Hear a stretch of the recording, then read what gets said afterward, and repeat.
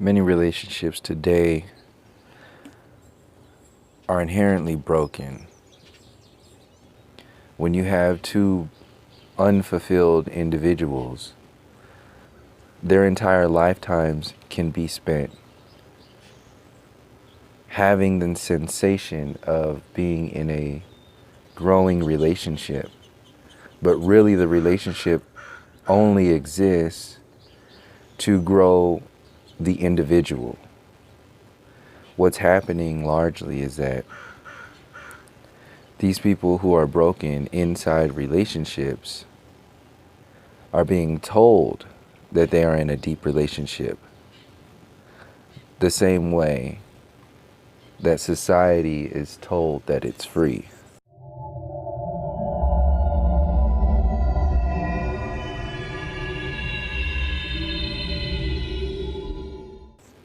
The same way that society is told that it is evolving. Based upon what? Based upon who? Who makes the determinations? Who determines? Who determines what growth is? Who has the intellectual authority to determine what was and what should be? There very much is an identity out there that has been determining what is, what was, and what should be. Not only for their own people or small groups of people, but the entire collective of people in this experience. What Toni Morrison broke down in a lot of her interviews, especially with Charlie Rose, what she was breaking down when she references a term like the white gaze, she was referencing the passive-aggressive undertone of intellectual authority that doesn't allow the majority of people in the entire realm to speak on their experience to the depths that they should be allowed to speak on their experience. The whole point being that why is there something that you should not be speaking about? Why is part of your story threatening to somebody else? And then when the story gets flipped, why are other stories damn near required? Why should you have Thanksgiving Day forced down your throat? Why should there need to be some kind of congressional hearing to determine whether or not Columbus Day? The ignorance.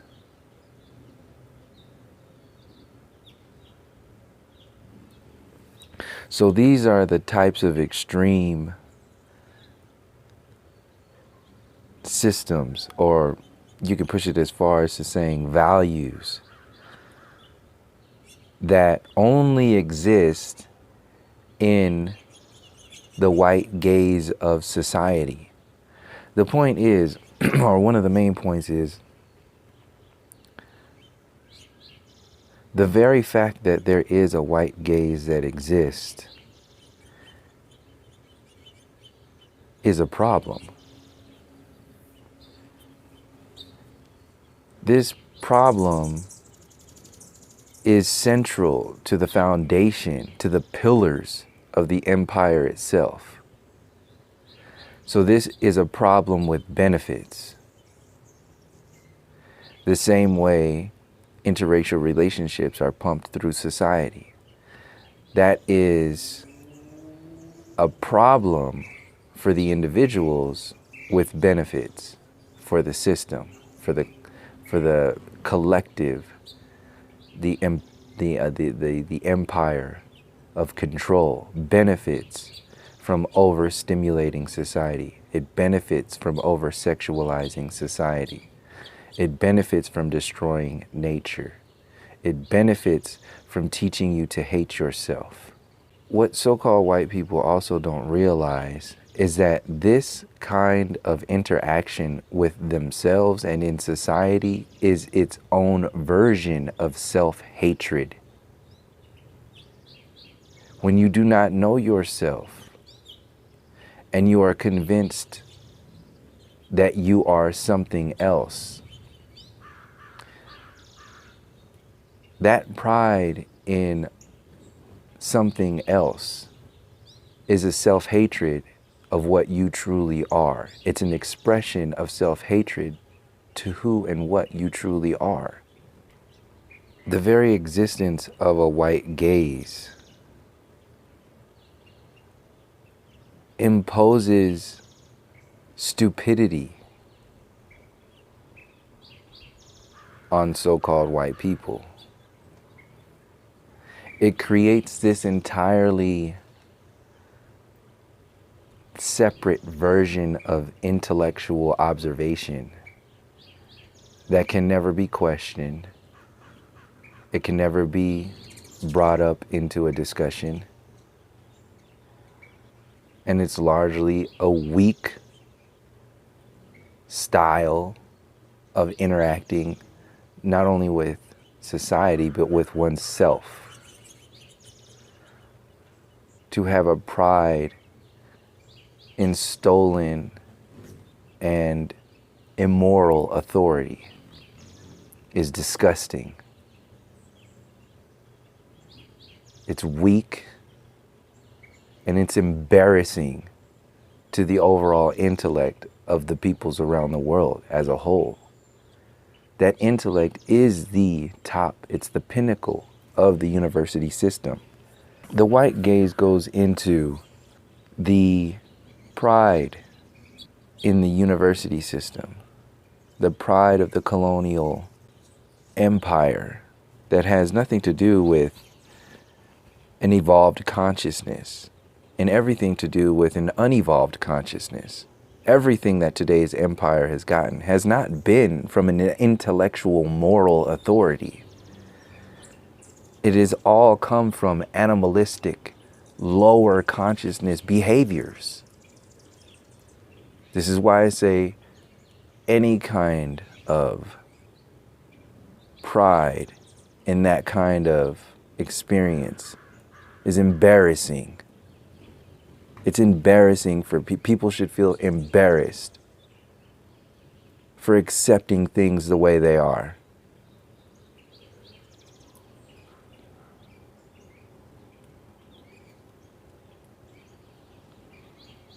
And beyond that, that's not even the status quo to accept things the way they are. The status quo is to defend the things the way they are.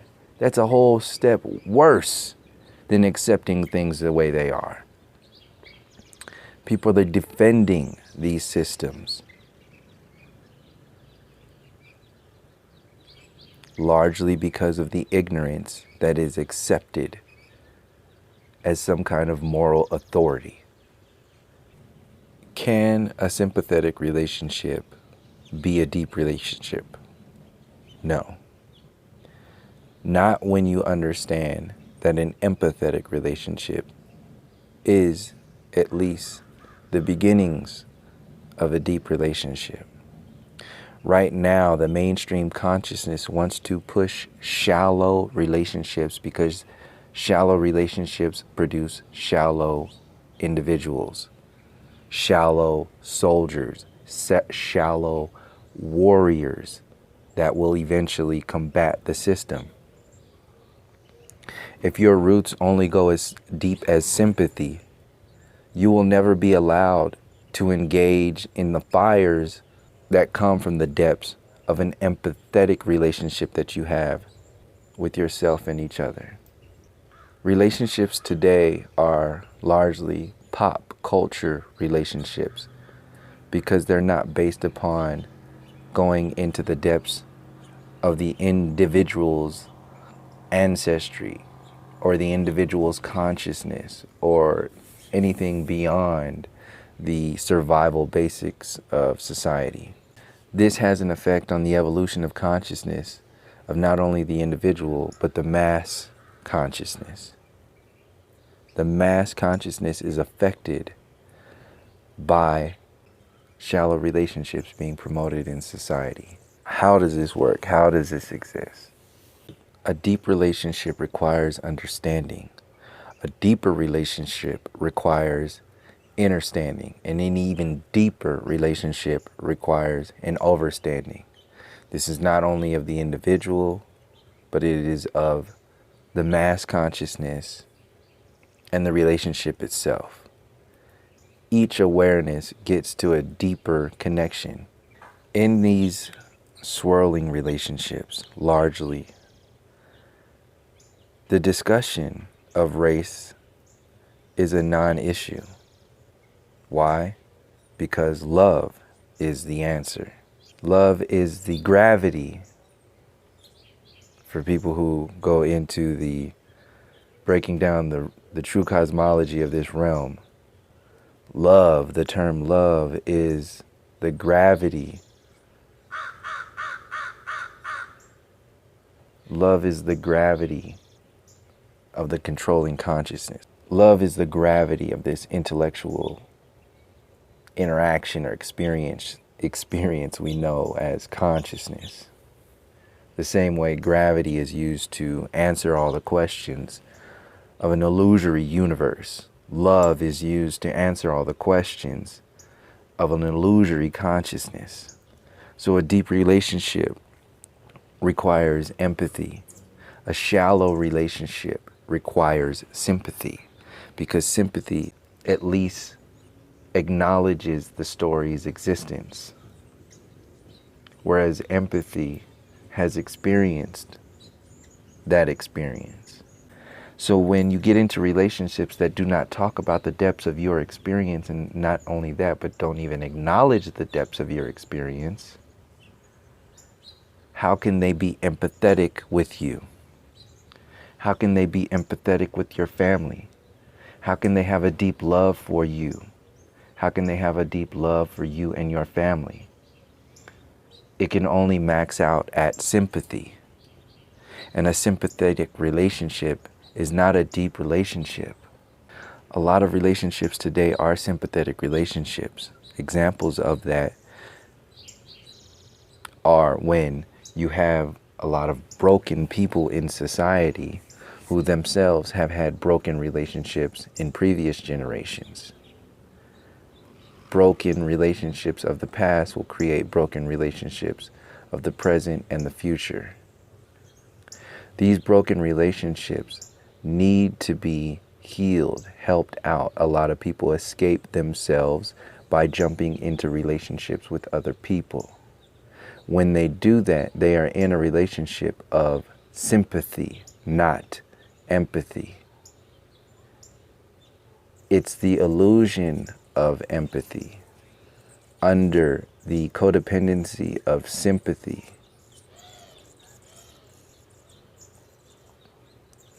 If any of these relationships are of an empathic relationship, the empathy that people are in these relationships, the empathy that people express in these relationships are based on a level of consciousness that is not of a growing individual, but is of a healing individual. In order to have empathy, you have to first understand what sympathy is. The feeling of something. To feel something for something. You understand it to some degree. Whereas empathy is to feel something for something because you have experienced that something. That's a deeper relationship. It's a deeper knowledge. It's a deeper love in the long run and on the whole. And the meaning of those two definitions existing has a purpose. The purpose is to express a depth that is largely non-existent in the mainstream understanding of relationships. So since you have a whole collective of broken people, their definitions of love will be based upon sympathy, energetically, never even getting into the realms of empathy. In order to get into the realms of empathy, you have to first heal yourself, to have an activated, a conscious relationship that is from empathy. You have to first know what experience you've been through to have an empathic relationship. Sympathy doesn't require a depth of knowledge. Sympathy only requires an emotional feeling a lot of the times. And that feeling just needs to be backed up with a lot of support and the mouth words. Empathy is not mouth words. Empathy is experience.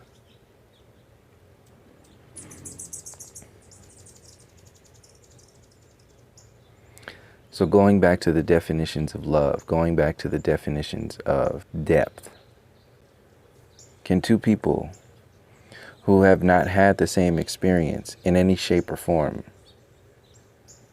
have a truly deep, loving relationship? Some people say yes, some people say no.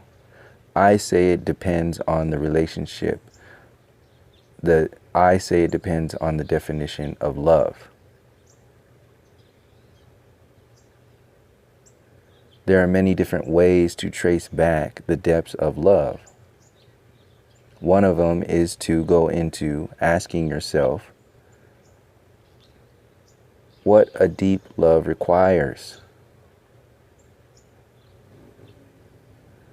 Once you hold love to a particular standard, you will understand what love truly is.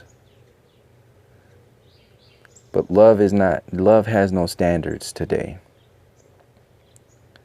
Love is a catchphrase. It's been turned into a Happy Meal toy, a one-size-fits-all onesie of protection. It's the answer key.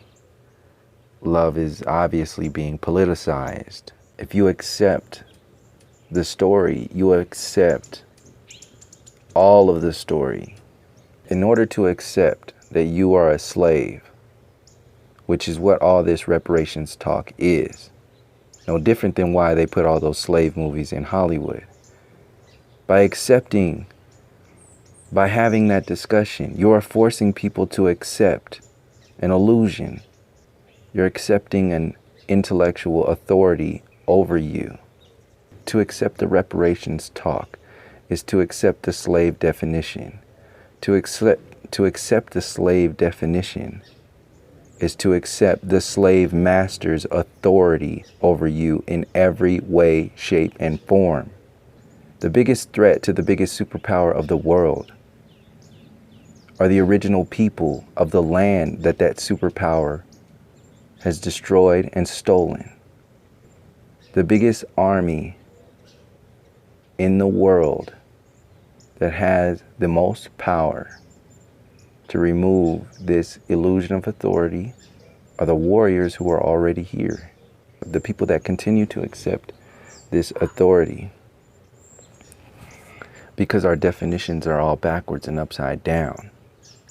And we have this gaze upon our discussions that it distracts us and keeps us from going to the depths that would allow us to reach spaces, to reach strength, to reach a power that is beyond the distractionary illusions pumped out by society. The swirling discussion in society is to maintain a definition of love. In maintaining that definition of love, they are maintaining all of the other definitions out there.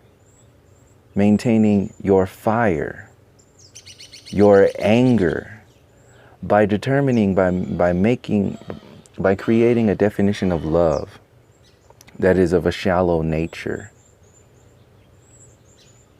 That affects the definitions of all your other interactive emotions, your interactive tools. So the anger, the fire, the strength, the true love, the true empathy, the true connections, the true relationships are not even allowed to be, because we are consistently having to stop the discussion and explain things to individuals who still think that they have the intellectual authority of the entire experience. This is not our problem. The exposing of this existence is a problem for the people who benefit from those problems. If you try to be something other than what we have told you to be, you are black, you are African American, you will do what we say. If you call yourself something else, you hear that tone? That exists every day. That is the white gaze. It's this second guessing of your reality. It's like having a discussion for 3 hours and then having a group of white gazers go to take that 3 hours and talk to their crew of people who are in charge of the whole world and saying and breaking all of what you broke down in 3 hours through their perspective,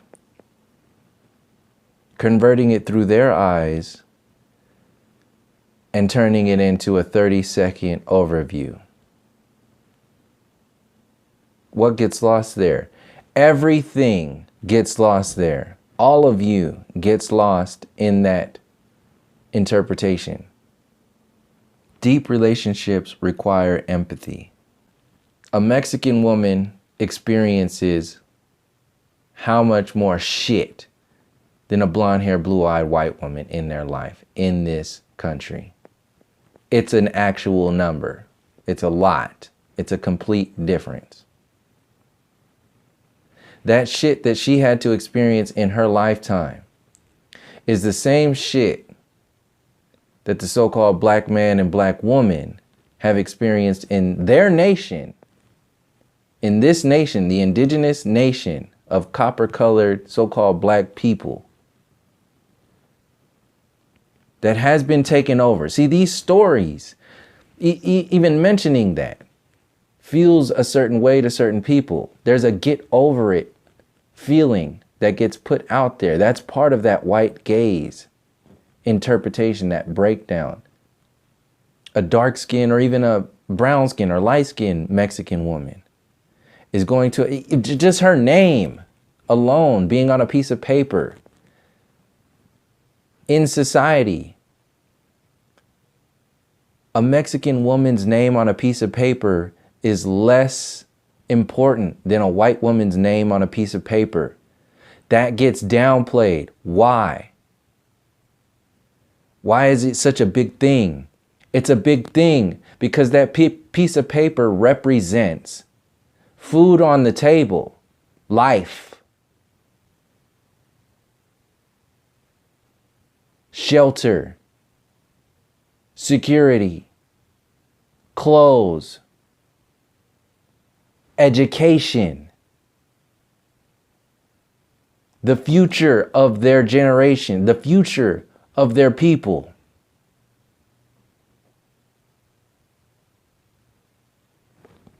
That shit gets downplayed because if you start to break down why that stuff or how that stuff exists in society, you will start breaking down the authority, the illusory authority that is inherent within society. So people need to be kept in a space of self-destruction, self-hatred, self-ignorance. This is why so-called swirling interracial relationships gets promoted, because it promotes ignorance. It promotes accepting the Western definitions of love and relationships and the Western definitions of how things should be. The monkey evolution program put everybody on this same platform of animalistic monkey kings and queens. That was existing to set the tone for the next interpretation of reality.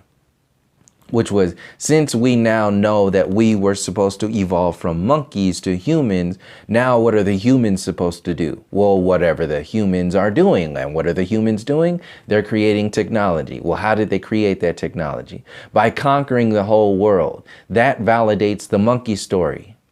And the monkey story needs to evolve. So if you go against the empire or the monkey story, you are going against the evolution of consciousness.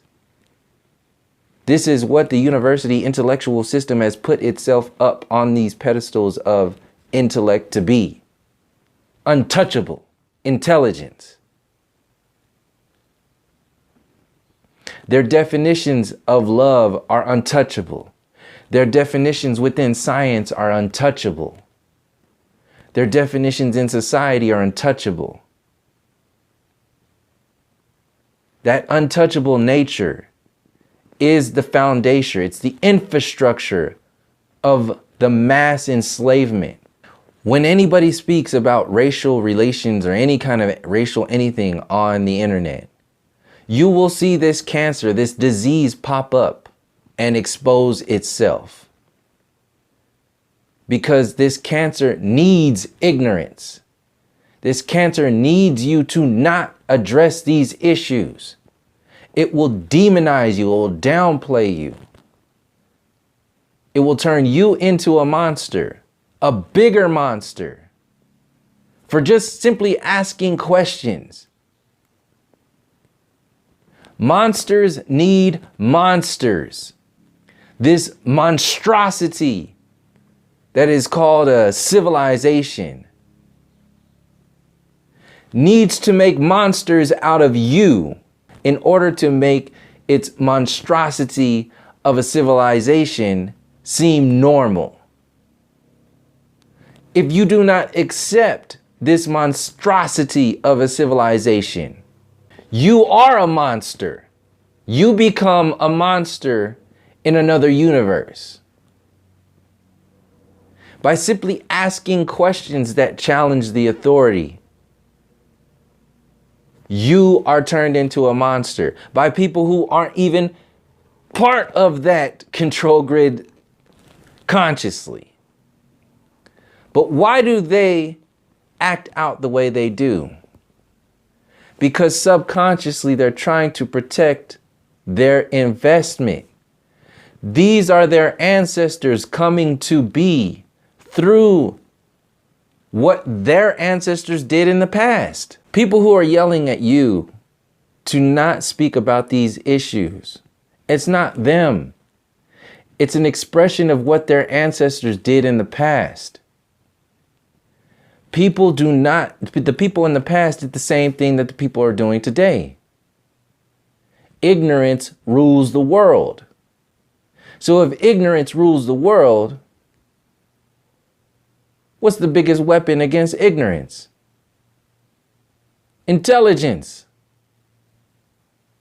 An acknowledgement, a knowingness, a consciousness, to be conscious of things, to get to the depths of these discussions. People who are in that animalistic consciousness, they won't even allow themselves to understand, to get into the arena to understand where you're coming from. Because their emotional defense mechanisms and their emotional definitions, their so-called civilized definitions of society will not allow them to take it a space even further. It's like the definition between sympathy and empathy. It's not that they're bad people a lot of the times. Some people are just fucked up. But a lot of the people are just ignorant. To the 99th percentile of ignorant, that they seem fucked up. We are ignorant to the depths of definitions of, we're not held to any kind of standards. Humanity is not held to any kind of standard. This term human nature is thrown out there for what? To create this identity. The same way that the new world, the empire heads of the new world put an identity of being the police force of the whole world out there, selling the ideas of freedom and evolution and unity. These relationships that we have with nature and each other on a large scale are an example of the relationships that we have with ourselves and each other. The relationships that we have with nature as a whole will not change until we first deal with the microcosm relationships that we have with ourselves and our own families. Large scale addressing these issues. When I say families, I'm saying the collective families, the family, the definition of family itself. Not these people who are saying, oh, I'm woke and I'm this and I'm that and I can't go talk to my family because they ain't shit and they ain't talking about it. No, that's a fucking cop-out because it's ignorant. It's ignorant in the sense that it ain't got nothing to do with you and your individual ass interpretations of family. It has to do with the macrocosm definition of family that has been destroyed by this Western intellect. The same way a sympathetic relationship is not a deep relationship in comparison to an empathetic relationship. The same wonkiness that's in a sympathetic relationship is expressed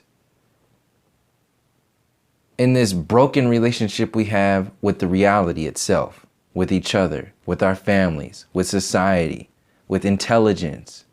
It's off kilter because we have no true definitions. We're not held to a standard higher than a McDonald's drive-through.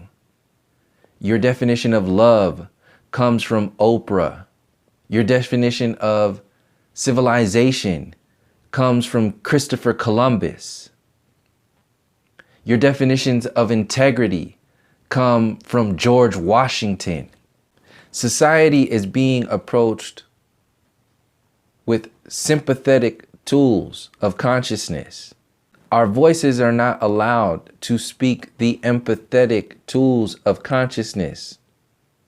And because that is a threat to the empire, and when we start to speak those empathetic, the deeper issues into this reality, you now seem like a threat because your universe of empathy is a threat to the universe of sympathy. This new age, we're all love, we're all one, we're all unity, that is sympathetic love. It's bullshit. Sympathetic love exists to shut down the depths of an empathetic love. That kind of love is what this so-called civilization is pumping through your politics, is pumping through your public education, is pumping through social media, is pumping through the mainstream media. When we bring these discussions to the surface, we have another definer, we have another definition. There's another voice in the room when we're trying to talk about our depths of love. That's what the white gaze is. There's a voice in our heads when we're trying to define our love with our loved ones. And if it's not in our head, it's in our surroundings. It's in the peripherals. And those peripherals are where the definitions come from.